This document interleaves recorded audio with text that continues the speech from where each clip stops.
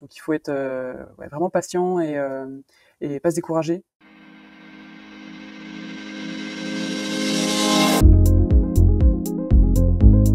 Je m'appelle Marion Dubuc, j'ai 30 ans, j'habite à Paris et j'ai cofondé la marque de sous-vêtements masculins Petron. Moi j'ai une vision assez précise de ma journée, en général qui commence plutôt la veille. Je suis très adepte des listes, des choses à faire, de vraiment bien utiliser mon agenda en faisant des blocs dans mon agenda. Donc le matin, ça me permet d'avoir en fait une idée très précise de ma journée et de pas être perdu un peu en disant qu'est-ce que je vais faire aujourd'hui. Donc voilà, c'est un peu mon astuce organisation. Dans la même journée, on peut vraiment avoir des ascenseurs un peu émotionnels. Je dirais quand il y a un truc, c'est de pas trop réagir à chaud. Donc fermer son ordinateur, aller boire un verre d'eau, prendre l'air, aller marcher un peu, c'est des trucs qui fonctionnent bien. Ça permet d'un peu de se remettre à zéro et de recommencer. C'est vrai qu'avant de fonder en fait Petron, moi j'étais salarié. Je travaillais dans plusieurs agences de communication, dont je suis partie en fait assez régulièrement tous les 2 ans ou 3 ans.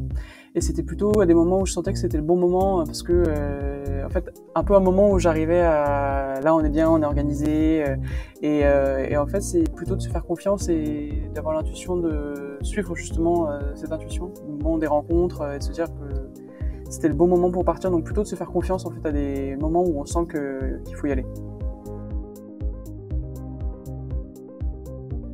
Mon petit plaisir coupable, alors moi j'aime beaucoup dormir, je suis très adepte du sommeil, j'y fais assez attention, donc la sieste.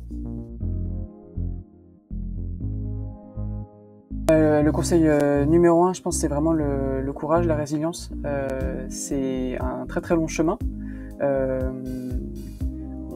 On voit toujours un peu des boîtes qui explosent du jour au lendemain, etc. Mais je pense que la vérité de l'entrepreneuriat, c'est plutôt un chemin très long. Donc il faut être vraiment patient et pas se décourager.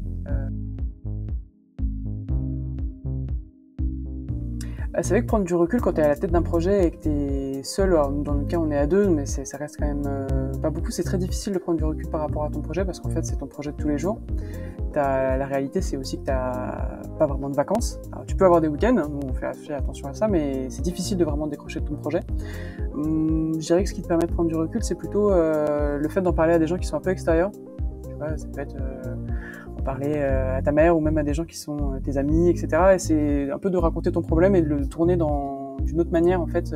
C'est vrai que souvent ils vont te poser des questions qui vont être très premier degré, très naïfs par rapport au problème que tu leur évoques, qui pour toi te semble énorme, etc. Et ça te permet souvent de relativiser un peu en disant c'est vrai que finalement c'est pas si horrible et en fait ça va quoi. Donc ouais, je dirais que c'est plutôt pas hésiter à faire ça.